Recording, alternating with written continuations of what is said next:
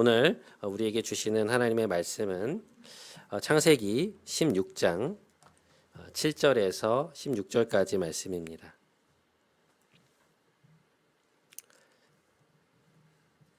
한 절씩 교독하시고 마지막 절은 합독하시겠습니다. 여호와의 사자가 광야의 샘물 곁 곧 술길 샘 곁에서 그를 만나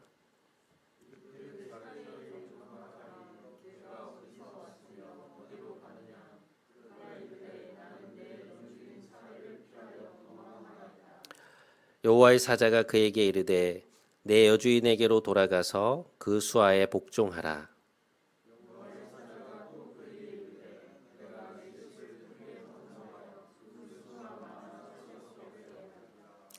여호와의 사자가 또 그에게 이르되 내가 임신하였은즉 아들을 낳으리니 그 이름을 이스마엘이라 하라. 이는 여호와께서 내 고통을 들으셨음이니라.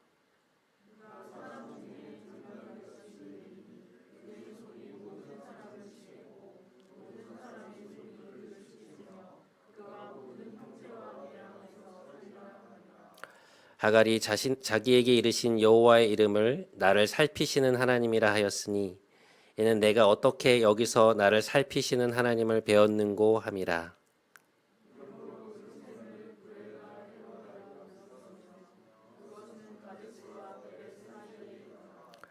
하갈이 아브라함의 아들을 낳음에 아브라함이 하갈이 낳은 그 아들을 이름하여 이스마엘이라 하였더라.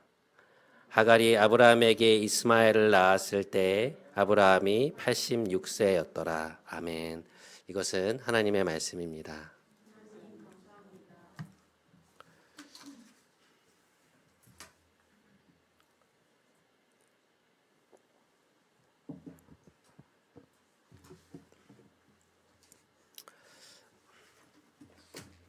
지난 시간에 우리는 사례의 학대로 인해서 도망을 치는 하갈의 모습을 마지막으로 언급하면서 설교를 마무리했습니다. 서름과 분노 속에 자신이 머무르고 있던 장막을 떠나는 하갈의 뒷모습을 카메라가 이렇게 비추면서 그 한 회가 이제 마무리가 되었는데요.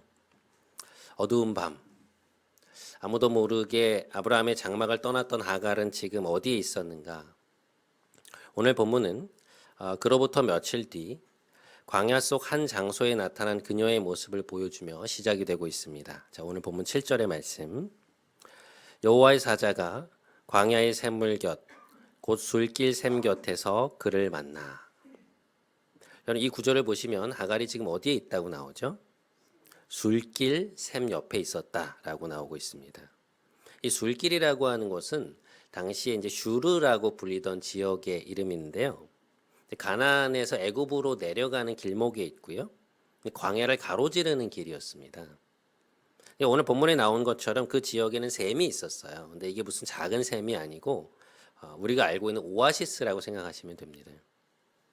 아마도 하갈은 고향이었던 애굽으로 내려가기 위해서 이제 무작정 광야길을 택했던 것 같은데요.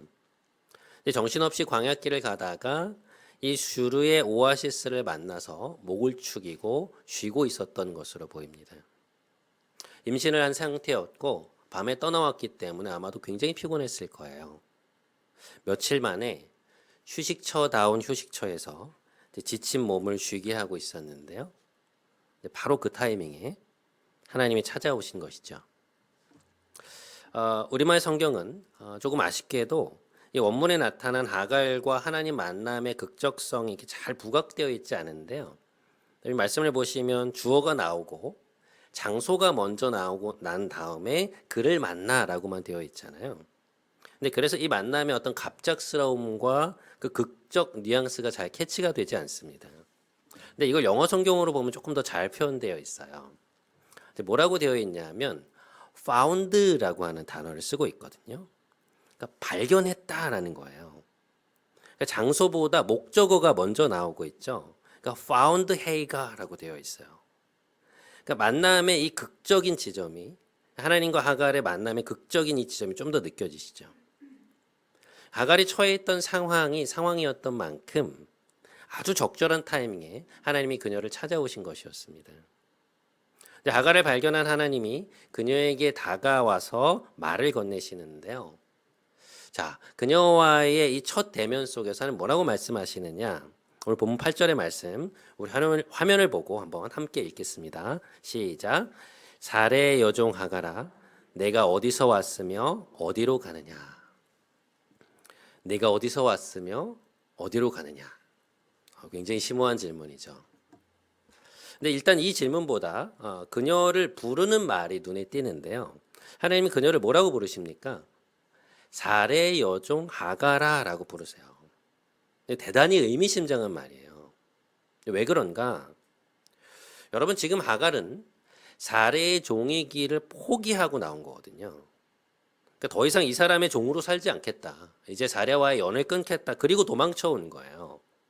그러니까 사레와의 극심한 갈등 속에서 하갈은 이미 마음으로 그녀가 자신의 주인이라는 생각을 버렸습니다. 그리고 뭐 장막까지 떠나는데 더 이상 주인과 종 사이가 아니잖아요. 하갈은 그렇게 생각했을 거거든요. 이제 그 집과 나의 연은 끝났다. 그런데 하나님은 오늘 그녀를 뭐라고 부르십니까? 사레의 여종 하가라라고 부르세요. 하나님은 왜 그녀를 그렇게 부르신 것일까? 하나님은 지금 하갈의 정체성에 대해서 말씀하고 계신 것입니다. 그녀가 아브라함의 장막을 떠나왔지만 이제 아브람과 사레와의 관계를 끊고 홀로 살겠다고 생각하며 울분 속에 떠나왔지만 하나님 보시기에 그녀가 있어야 할 자리는 어디냐? 거기라는 것이죠. 그러니까 하나님 보실 때 하갈이 있어야 할 삶의 자리, 하나님이 그녀를 부르신 곳은 어디냐? 헤브론에 있는 아브라함의 장막이라는 것입니다. 하갈의 학대로 인한 사례의 학대로 인한 하갈의 반응은 충분히 이해할 만한 것이지만 그러나 바른 결정은 아니라는 거예요. 그러니까 하갈을 향한 부름 속에 그런 의미가 담겨 있다는 것을 우리는 하나님의 그 다음 말씀을 통해서 분명히 알 수 있습니다. 자, 하나님께서 사레의 여종 하가라라고 그녀를 부르신 이후에 뭐라고 말씀하십니까? 내가 어디서 왔으며 Where have you come from? 네가 어디로 가고 있느냐? Where are you going?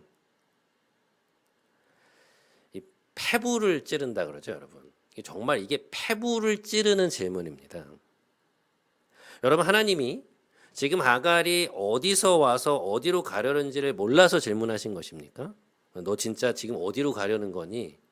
막 궁금해가지고 질문을 하신 건가요? 아니죠. 이 질문은요, 하갈의 실존적 정체성을 묻는 질문이에요. 그러니까 너라는 사람은 누구며 내가 지금 어디에 있느냐라는 것입니다. 지금 뭘 하고 있느냐라는 거예요. 창세기 32장에 보면 야곱이 20년 만에 고향인 가나안 땅으로 돌아오는 장면이 나옵니다. 외삼촌 라반의 집에서 정말 고생 끝에 재산을 모아서 가나안 땅으로 돌아오게 되는데요. 경계를 넘어선 지 얼마 안 되어서 형 에서가 400명의 사람들을 이끌고 자기에게로 오고 있다는 소식을 듣게 돼요. 그러니까 20년 전에 야곱이 에서의 장자권을 속여서 빼앗은 이후에 두 사람은 사실상 원수가 되었죠. 그러니까 야곱이 외삼촌 집으로 떠난 것도 형이 자기를 죽이려고 했기 때문 아닙니까? 그런데 20년 만에 집으로 돌아오는 동생의 소식을 들은 형 에서가 무려 400명의 말 타는 사람들을 이끌고 그에게로 오고 있다는 것이었습니다. 400명이 들이닥치면 이제 죽는 것이죠. 그러니까 그동안 자신이 쌓아왔던 모든 것이 일순간에 사라질 그런 위기에 처해 있었습니다. 야곱이 너무 답답한 마음에 사람들과 재산을 이렇게 두 그룹으로 나눠요. 그리고 그들을 다 강을 건너게 한 이후에 혼자서 야복강 나루에 남아 있게 됩니다. 그리고 그 밤에 이제 하나님이 찾아오시는 것이죠. 이제 밤에 어두우니까요. 형태만 보이는 어떤 사람이 나타나서는 그에게 다가와서 갑자기 그를 꽉 붙들더니 힘으로 확 누르는 것이었습니다. 이게 너무 당황스러운 일이잖아요. 갑자기 누군가가 자기를 힘으로 누르는데 뭐 그냥 당할 수만은 없지 않습니까? 이제 그래서 야곱이 당하지 않으려고 막 안간힘을 힘을 쓰기 시작하는 것인데요. 근데 이게 주먹만 안 썼지 거의 격투기처럼 밤새 몸싸움을 하게 됩니다. 그러니까 야곱이 그 손을 놓으면 어떻게 될지 모르니까 막 땀을 밤새도록 땀을 펄펄 흘리면서 막 거의 녹초가 되다시피 이제 몸싸움을 하는 거예요. 그런데 이제 밤이 지나서 동투 무렵이 이렇게 어스름하게 찾아오자 그와 씨름을 하던 그 사람이 야곱의 환도뼈를 칩니다. 그러니까 이게 골반과 다리를 연결해 주는 사이의 뼈인데요. 이제 이 뼈가 탁 위골이 되면서 야곱이 갑자기 다리에 힘이 쭉 빠진 거예요. 그리고는 그 사람이 이제 놓으라고, 나로 가게 하라고 말합니다. 근데 야곱이 그 사람을 놓지 않아요. 거의 주저앉은 상태로 이 사람을 이렇게 붙잡고 있었는데요. 뭐라고 말하냐면 자기를 축복하지 않으면 절대로 보내지 않겠다는 거예요. 마음이 절박한 것이죠. 그런데 그때 그 어둠 속에서 하나님이 야곱을 축복하시는 대신에 질문을 던지십니다. 이렇게 물으세요. 네 이름이 무엇이냐? 네 이름이 무엇이냐? 대단히 의미심장한 질문이에요. 여러분, 정서적 전통에서 이 이름이라고 하는 것은요, 단순히 그 사람을 지칭하기 위한 용어가 아니고요. 그것은 어떤 한 사람의 실존적인 부분과 아주 긴밀히 맞닿아 있었습니다. 그러니까 그 사람이 어떤 사람인가? 그 사람의 됨됨이는 어떠한가? 그러니까 겉으로 보여지는 모습이 아니라 그 사람 안에 있는 진짜 본질, 그 사람의 참 모습을 일컫는 말이에요. 그래서 성경에서 내가 누구입니다 라고 자신의 이름을 말하는 것은 뭐냐면 나는 이러이러한 사람입니다 라고 하는 자신의 고백적 언사인 것이죠. 이해가 되시죠? 그러니까 에서와의 만남을 앞두고 깊은 막 두려움 속에 떨고 있던 야곱과 몇 시간의 아주 치열한 씨름 끝에 하나님이 그를 축복하시기 전에 그 문제를 해결해 주시기 전에 먼저 던지시는 질문은 뭐냐? 너는 누구냐는 거예요. 너는 어떤 사람이고 무엇을 추구하며 살아왔고 네 인생의 진짜 목적, 너에게 가장 중요한 가치들은 뭐냐는 것입니다. 다시 말해, 너는 어디에서 왔고 지금 어디로 가고 있냐는 거예요. 그러니까 에서라는 커다란 문제 앞에 막 벌벌 떨고 있었던 그의 실존을 그 문제가 아니라 하나님 앞에 딱 갖다가 세우시는 것이죠. 그러니까 그가 맞닥뜨린 본질적인 문제는 에서가 아니라 하나님 앞에 서 있지 않았다는 것입니다. 창세기 3장에 보면요, 아담이 하와와 함께 선악과를 따먹고 숨어 있는 장면이 나와요. 근데 그때 하나님이 그를 찾아오셔서 이런 질문을 던지십니다. 아담아, 네가 어디에 있느냐? Where are you? 여러분, 하나님이 아담이 어디에 숨어 있는지를 몰라서 물으신 건가요? 아담이 너무 잘 숨어서 찾을 수 없어서 하나님 질문하신 것입니까? 이 질문은요, 네가 왜 내 앞에 있지 않고 나를 피하여 있느냐라는 질문이에요. 그러니까 왜 네가 있어야 할 곳에 있지 않고 다른 곳에 가서 두려움에 떨고 있느냐라고 말씀하신 것입니다. 여러분, 사실 야곱은요, 20년 만에 고향 땅을 밟으면서 굉장히 많은 생각이 들었을 거예요. 자신이 그토록 사랑했던 어머니 리브가는 임종도 지키지 못한 채 이미 돌아가셨고 아버지 이삭도 늙을 만큼 늙으신 상태였죠. 형과 아버지를 속이고 장자권을 취했던 결과로 그는 무려 20년이라는 세월을 집 밖에서 떠돌아야 했습니다. 잊으려 했던 지난날의 과오들, 그동안 마음속에 묻고 살았던 과거의 수많은 일들과 이제 그것에 딸려서 올라오는 막 말로 표현할 수 없는 어떤 그리움, 회한, 아픔, 고통, 막 이런 감정들이 막 한꺼번에 뒤섞인 채로 막 울컥울컥 올라왔을 거예요. 왜 안 그랬겠어요? 자신이 지금 왜 하고 있는지도 모르는 이 치열한 싸움이 어쩌면 자기가 살아온 인생과도 같다고 생각했을지도 모릅니다. 그는 굉장히 치열하게 살았거든요. 그러니까 형과 아버지를 속인 이후에 지난 20년간 그의 인생은 결코 쉽지 않았어요. 그 시간들을 견디고 다시 고향으로 돌아왔는데 아직 화해하지 못한 형과의 대면을 앞둔 이 순간, 죽음의 두려움 속에서 떨고 있었던 그 순간 하나님이 그를 찾아오신 것이죠. 그리고 그에게 질문을 던지시는 것입니다. 내 이름이 무엇이냐? 넌 도대체 누구냐? 하나님을 믿고 있었지만 하나님이 아니라 형에 관한 문제 앞에서 어찌할 바를 몰라 막 서성대고 있는 그를 다시금 하나님 앞에 딱 갖다가 세우는, 그러니까 도저히 도망칠 수 없게 만드는 하나님의 질문이었습니다. 야곱은 말씀을 듣는 순간 그 질문의 의미가 뭔지 알았어요. 그래서 그는 하나님 앞에 이렇게 고백합니다. 제 이름은 야곱입니다. 하나님, 저는 야곱입니다. 하나님을 섬기며 때로 아닌 척 숨기며 살았지만 여전히 하나님보다 내 욕망이 먼저이고 여전히 하나님을 의지하기보다 제가 갖고 있는 수단과 현실적 감각을 의지하는 사람, 하나님을 사모해서 장자권을 원했던 것이 아니라 다른 게 탐이 나서 그것을 그토록 원했고 사람들을 속여서 그것을 취했던 저는 야곱입니다. 그는 그렇게 하나님 앞에서 자신이 어떤 사람인지를 솔직하게 인정하는 말을 하고 있어요. 겹겹이 두르고 있었던 자기 합리화를 벗어던지고 연약하고 불완전하고 욕망과 두려움이 뒤섞여 있는 어떤 철저한 한 인간의 모습으로 하나님 앞에 서 있는 것입니다. 그가 그렇게 하나님 앞에서 자기가 누구인지를 정직하게 인정했잖아요. 하나님이 그제서야 그를 축복해 주십니다. 그의 이름을 야곱에서 이스라엘로, 속이는 자에게서 하나님과 겨루어 이긴 자로, 하나님이 인정하시는 자로 바꾸어 주세요. 이 만남 이후에 멀리 동이 터오는 아침, 야곱은 하나님과의 만남을 가슴에 품고 형을 만나기 위해서 앞으로 나아가게 됩니다.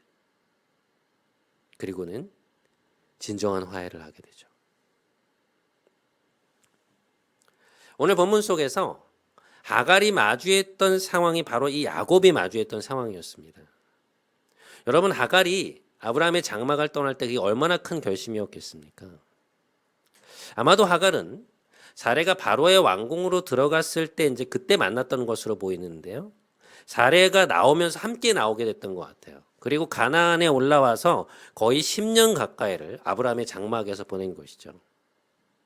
그곳에서 하갈은 오늘날로 말하면 안주인인 사레의 개인 비서와 같은 핵심 요직을 꽤 오랫동안 맡아왔습니다. 여러분, 아브라함의 장막은 꽤 큰 집단이거든요. 아브라함이 롯을 구하러 갈 때 자기의 장막에서 기른 318명을 데리고 갔다고 나오잖아요. 그러니 그 장막에 있었던 사람들이 얼마나 많았겠습니까? 그러니까 그 집단의 규모가 크니까 사례가 얼마나 많은 일들에 관여했겠으며 하갈 역시 또 얼마나 바빴겠어요. 그럼에도 그녀가 그렇게 오랫동안 사례 곁에 머물 수 있었고 심지어는 아브라함의 둘째 부인으로 추천까지 받을 수 있었다는 건 뭐냐? 하갈이 여러모로 신뢰와 인정을 받았다는 말이에요. 사람들이 그렇게 많으니까 분명히 밑에서부터 계속 치고 올라왔을 텐데 그 역할을 그렇게 오랫동안 한다는 게 쉬운 일이 아니잖아요. 그녀는 정말 새벽부터 밤까지 최선을 다해 살았다고. 그러다가 갑자기 아브라함의 둘째 부인이 되었고 아이를 임신했고 그 과정에서 자신의 실수와 언행으로 사례와 관계가 틀어지면서 지금 이 상황이 된 것이죠. 장막을 떠나서 이곳으로 오는 며칠 내내 그녀의 머릿속에는 굉장히 많은 생각들이 오갔을 겁니다. 그동안 자신이 살아왔던 삶이 주마등처럼 스쳐 지나갔을 거예요. 지난 10년의 삶, 자신이 이루었던 성취들, 기쁨들, 어려웠던 일들, 자신이 다른 이들에게 했던 말, 행동, 태도들. 나는 뭘 위해 그렇게 살았던가? 나는 어떤 사람이었나? 그러다가 술길 옆에 있는 오아시스를 만나서 목을 축이고 녹초가 된 몸을 누이면서 깊은 상념에 빠져 있었겠죠. 딱 그 찰나에 하나님이 나타나셔서 그녀의 이름을 부르며 질문을 던지신 것이었습니다. 사레의 여종 하가라, 네가 어디서 왔으며 어디로 가고 있느냐? 여러분, 이 질문은요, 형태는 다르지만 네 이름이 무엇이냐라는 질문과 본질적으로 같은 질문이에요. 왜 그런지 아시겠죠? 자, 이 질문에 대해서 하갈은 무엇이라고 답을 하는가? 자, 오늘 본문 8절의 말씀 저희가 한 목소리로 함께 읽겠습니다. 시작. 그녀가 말하였다. 나는 내 여주인 사레를 피하여 도망하고 있나이다. 여러분, 하갈의 대답을 한번 잘 들어보세요. 대단히 놀라운 대답입니다. 그녀의 내면을 굉장히 솔직하게 드러내고 있어요. 이 대답이 왜 놀랐냐면 아까도 말씀드렸듯이 하갈이 아브라함의 장막을 떠날 때는요, 이미 마음으로 사레와의 모든 연을 끊고 나온 거예요. 그러니까 그녀와의 막 극심한 갈등 속에서 도저히 난 이 사람과는 더 이상 같이 지낼 수 없다. 이 사람 이런 사람이었나? 내가 10년 동안 보아온 사람 맞아? 막 이런 생각에 극에 달했기 때문에 거기에서 아주 깊은 회의를 느끼면서 거기서 이제 나온 거거든요. 그러니까 하갈은 이미 사레가 자신의 주인이라고 생각하지 않았어요. 아브라함의 동등한 부인이기도 했지 않았습니까? 그러니까 그녀의 마음은 미움과 분노로 가득 차 있었습니다. 자신이 그런 대우를 받은 것이 너무나도 불합리하고 모든 잘못이 사레에게 있다고 생각했어요. 그런데 여러분, 우리가 지난 시간의 이야기를 좀 떠올려 보면 사레와 하갈의 갈등이 시작된 그 이유가 무엇이었나요? 그 발단이 무엇이었습니까?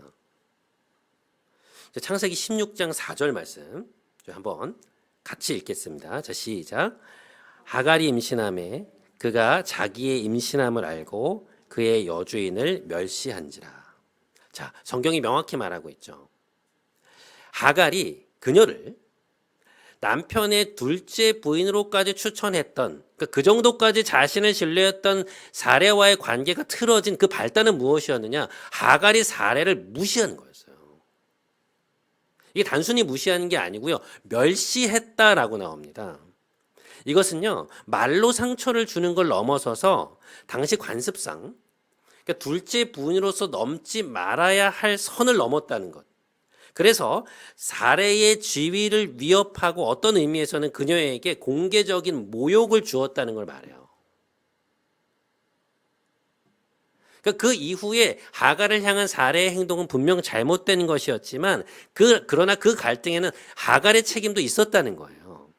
그런데 그녀는 자신이 사레에게 주었던 상처, 그 씻을 수 없는 배신감, 그 잘못은 잊어버리고 자신을 학대한 사레의 행동만을 탓하고 있었던 것이죠. 거기에만 분노하고 있었던 것입니다. 그런데 네가 어디서 와서 지금 어디로 가고 있느냐? 그러니까 이 하나님의 질문을 들은 하갈의 대답을 한번 들어보세요. 그녀가 뭐라고 말합니까? 저는 저의 여주인 사레를 피하여 도망하고 있습니다.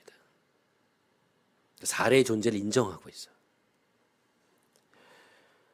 여러분, 이게 지금 뭐냐면요, 하나님이 이 분노 속에서 어디로 가는지, 어디로 가고 있는지 방향도 모른 채 헤매이고 있는 하갈을 데려다가 그녀의 실존을 하나님 앞에 딱 갖다가 세워 놓으셨다는 걸 알 수 있어요.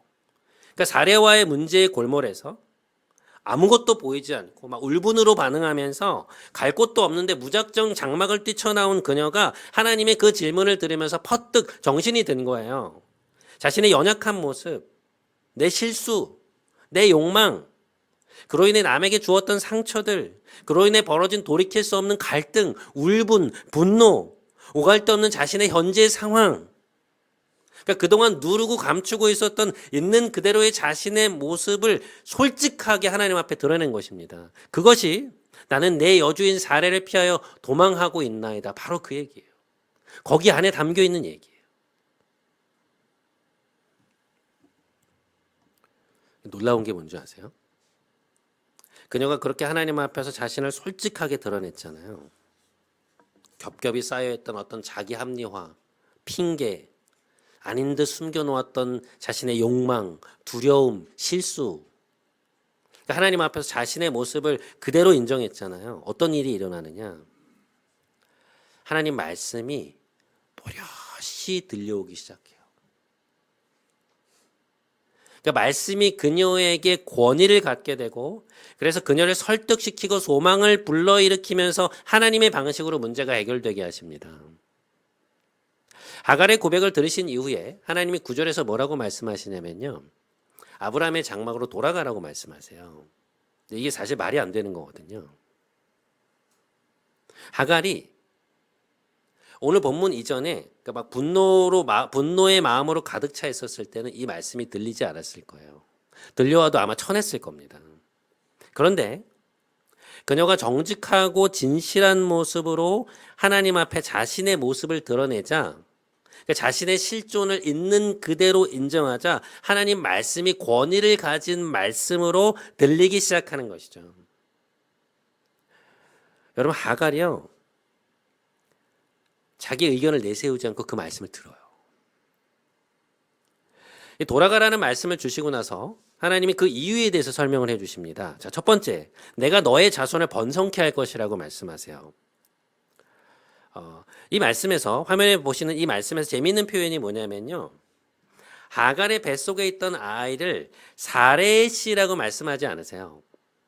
너의 자손이라고 말씀하시면서 그녀의 주체성을 강조해 주십니다. 그러니까 하갈이 후에 독립된 집안의 어머니가 될 거라는 거예요.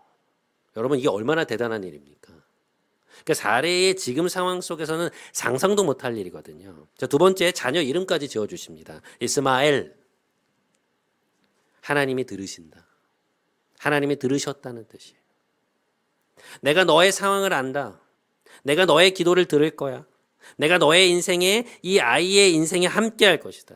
그러니까 말 그대로 소망을 그냥 이렇게 불어 넣으시는 거예요.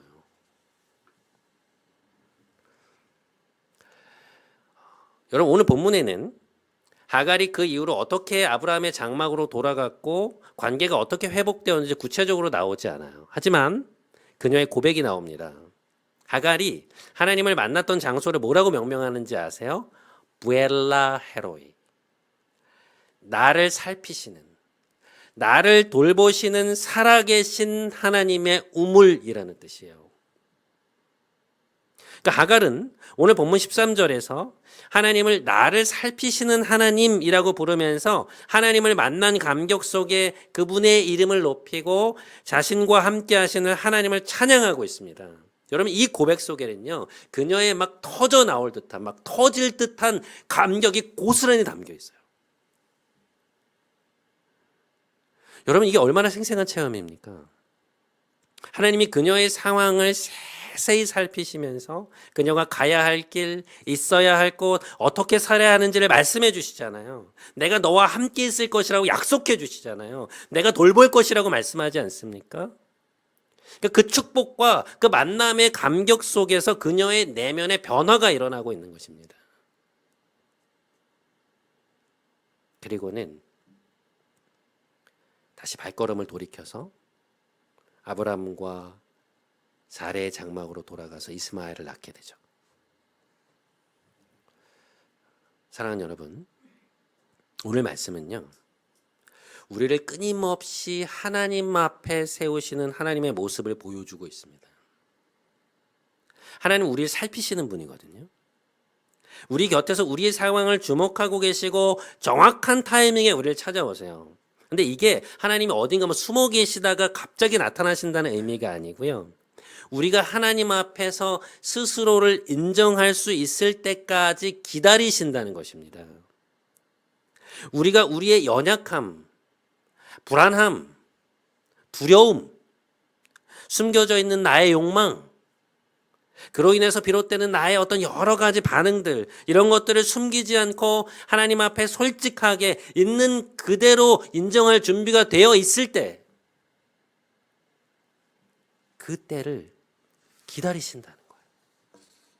그러니까 말씀 앞에 반응해서 우리가 우리 자신을 진실하게 드러낼 때, 그러니까 우리의 있는 모습 그대로를 인정하게 될 때 비로소 우리의 인생을 향한 하나님의 축복의 말씀이 우리에게 또렷이 들려오기 시작하고 바로 거기에 진정한 문제 해결이 있음을, 그 길이 있음을 주님 말씀하시는 것입니다.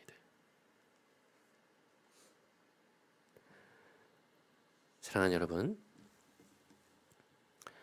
요즘 여러분 어떤 일들 겪고 계세요? 그 일들에, 그 사람들에게 어떻게 반응하고 계십니까? 여러분 지금 어디로 가고 계세요?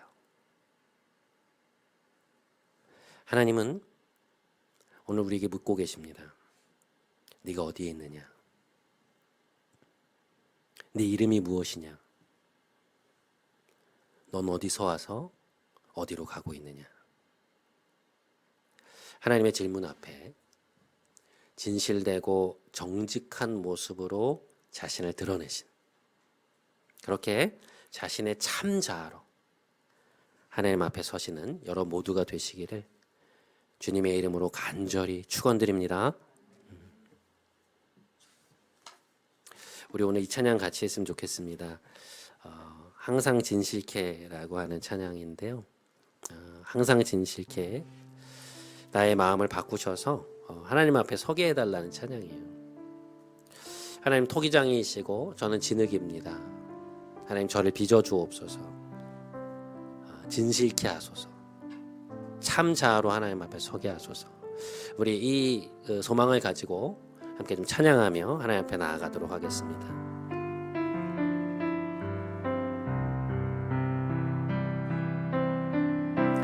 항상 진실케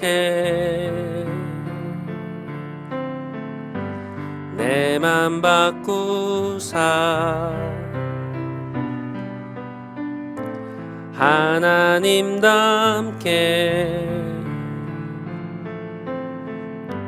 하여 주소. 항상 진실케 항상 진실케 내 맘 바꾸사 하나님답게 하여 주소서. 주는 토기장이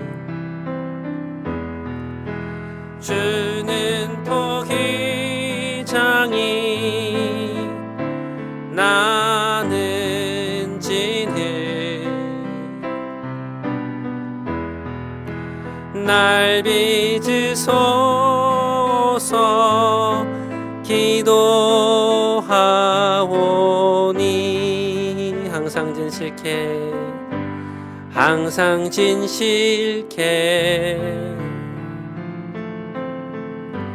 내 맘 바꾸사 하나님답게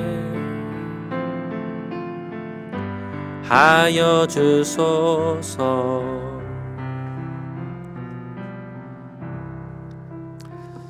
사랑하는 여러분, 하나님은 오늘 이 시간 우리에게 묻고 계십니다. 내 이름이 무엇이냐? 너는 어디서 와서 어디로 가고 있느냐? 지금 네가 어디에 있느냐? 여러분, 하나님의 이 질문 앞에 여러분 무엇이라고 답하시겠습니까? 이 시간 하나님께 정직하게 나아갔으면 좋겠습니다. 하나님, 저는 야곱입니다. 저는 지금 도망을 치고 있습니다. 저는 지금 두려워하고 있습니다. 저는 지금 제 욕망 때문에 힘들어하고 있습니다. 우리의 자기 합리화, 실수, 우리 연약함과 불안함을 깊이 돌아보며 좀 정직하게 하나님 앞에 나아가는 시간을 갖도록 하겠습니다. 함께 기도하겠습니다. 하나님, 저는 무엇입니까? 하나님, 저의 이름은 무엇일까? 하나님 앞에서 순종하겠다고 개척을 하고 순종하는 마음으로 하나님 앞에 서겠다고 늘 말씀드리는, 그러나 하나님 앞에서 여전히 하나님 불안함과 두려움들을 갖고 있는 저는 누구입니까? 주님, 저는 지금 어디에 있습니까? 저는 어디서 와서 어디로 가고 있습니까?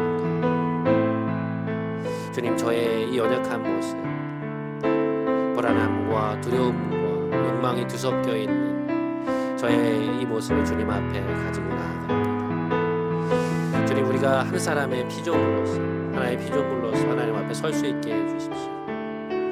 때때로 하나님 겹겹이 둘러싸여 우리의 자기 합리화와 우리의 실수, 하나님 여러 가지 것들을 하나님 겉으로 보이는 것으로 하나님 치장하며 살아가고 있는 우리 자신을 불쌍히 여기시고, 너는 지금 어디에 있고 내 이름이 무엇이냐고 물으시는 하나님 앞에 우리가 정말 진실되게 우리의 내면을 가지고 우리의 실존을 가지고 참 자아를 가지고 나아갈 수 있도록 주님 우리를 불쌍히 여겨주옵소서. 여러분, 하갈은 하나님을 만난 이후에 감격에 겨워서 하나님을 자신을 살피시는 하나님으로 고백하고 있습니다. 그리고는 들려오는 말씀에 순종해서 그 말씀이 가리키는 곳으로, 그 말씀이 주는 소망을 품고 자신이 떠나왔던 광야길을 돌아가게 됩니다. 때로 해결되지 않을 것 같은 우리의 상황 속에서 하나님은 우리에게 그 상황이나 그 사람 앞에 서 있지 말고 하나님 앞에 서 있으라고 말씀하십니다. 하나님 앞에서 진실되게 우리 자신을 드러낼 때, 참다운 나의 실존으로 그분 앞에 서게 될 때, 우리 인생을 향한 그 복잡한 문제 해결을 향한 그분의 말씀이 또렷이 들려오게 되는 것을 우리는 경험하게 될 것입니다. 우리 시간 한 번만 더 기도하기 원합니다. 하나님, 저에게 진실한 마음과 겸손을 허락해 주십시오. 제 자신을 이 문제나 사람 앞에 세우지 않게 해주시고 오직 하나님 앞에 서게 하여 주옵소서. 우리 이 기도 제목 가지고 한 번만 더 하나님 앞에 간절히 나아가도록 하겠습니다.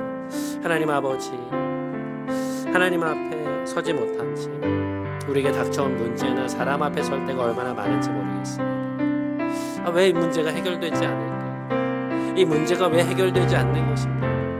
하나님, 저 사람 때문에 너무 힘들다고 때때로 우리가 하나님 앞에 고백할 때가 있습니다. 하나님, 그런 하나님께서 우리에게 요구하시는 것은 그 문제나 사람 앞에 서는 것이 아니라 우리를 두렵게 만들고 우리를 초조하게 만들고 힘겹게 만드는 그것 앞에 서는 것이 아니라 우리의 실존을 가지고 하나님 앞에 서는 것임을 우리 고백합니다. 너의 실존을 가지고, 너의 참다운 모습을 가지고, 겹겹이 둘러싼 다른 것들을 가지고, 외적으로 보이는 것들, 사람들이 보는 것 가지고 너가 나한테 나오지 말고, 사람들 앞에 서지 말고 하나님 앞에 서라고 말씀하시는 하나님의 음성을 우리가 이 시간 들을 수 있게 해주시옵소서. 너의 참다운 자아로, 너의 진정한 실존으로 내 앞에 서라고 말씀하시는 하나님의 말씀을, 하나님의 질문을 우리가 듣고 하나님 앞에 서 있을 수 있도록 주님 우리를 인도하여 주시옵소서. 다른 곳으로 가지 말고, 다른 곳에서 너의 만족감을 찾지 말고, 다른 곳으로 치장하지 말고 온전한 너의 모습으로 내 앞에 서라고 말씀하시는 주님의 말씀 앞에 우리가 반응할 수 있도록, 진실되게 반응할 수 있도록, 정직하게 반응할 수 있도록 주님 우리와 함께하여 주시옵소서.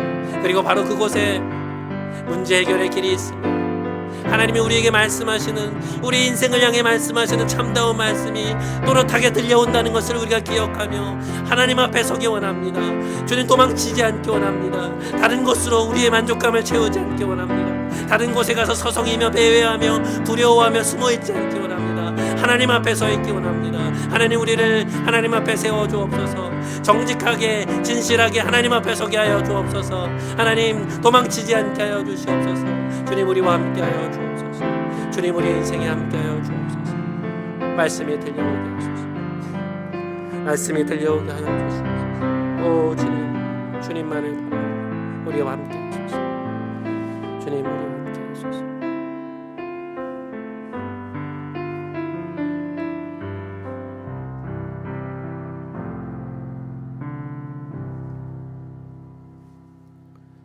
우리를 살피시는 하나님, 오늘도 우리의 상황을 아시고 우리를 구원하시기 위해 다가오시는 하나님을 찬양합니다. 때로 자기 합리화의 방패를 들고 우리 자신을 방어하며 하나님 앞에 솔직하게 서지 못하는 우리의 모습을 보게 됩니다. 하나님, 저희를 긍휼히 여겨 주옵소서. 하나님보다 앞서는 우리의 욕망, 우리의 존재적 불안함, 두려움, 우리의 죄성을 하나님 앞에 온전히 드러내게 하여 주시고 거짓자가 아니라 참다운 나의 실존으로 하나님 앞에 서게 하여 주옵소서.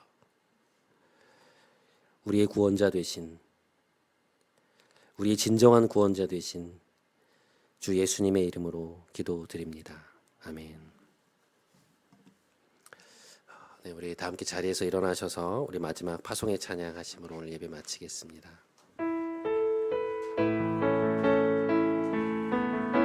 조명 좀 켜주세요. 네.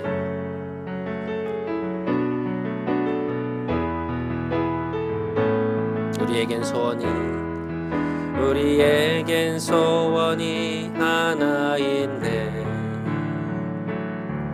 주님 다시 오실 그날까지 우리 가슴에 새긴 주의 십자가 사랑, 나의 교회를 사랑케 하네. 주의 교회를 향한 우리 마음, 희생과 포기와 가난과 고난, 하물며 죽음조차 우릴 막을 수 없네. 우리 교회는 이 땅의 희망, 교회를 교회되게, 예배되게 우릴 사용하소서.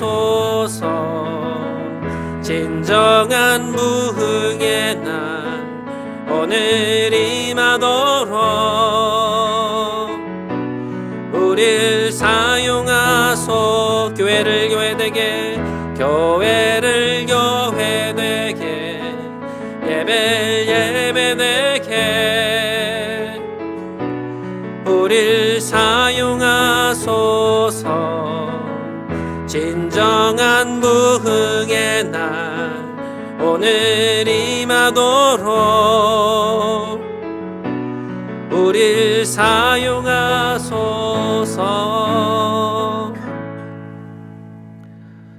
이제는 우리 구주 예수 그리스도의 크신 은혜와 하나님 아버지의 놀라우신 사랑과 성령님의 인도하심이 오늘도 우리를 살피시는 하나님 앞에 참다운 자로 자신을 정직하게 드러내기로 결단하며 주어진 삶의 자리로 돌아가는 사랑하는 모든 성도들의 머리 위에, 이들의 가정, 자녀, 일터, 캠퍼스, 기도 제목 위에 이제부터 영원토록 함께 하시기를 간절히 축원하옵나이다. 아멘.